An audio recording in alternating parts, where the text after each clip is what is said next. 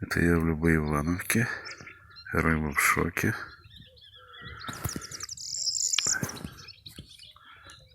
Какой-то сидит.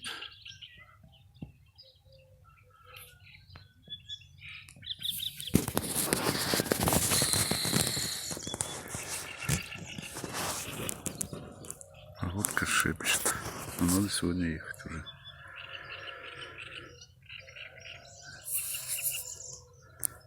Окей. Всем привет.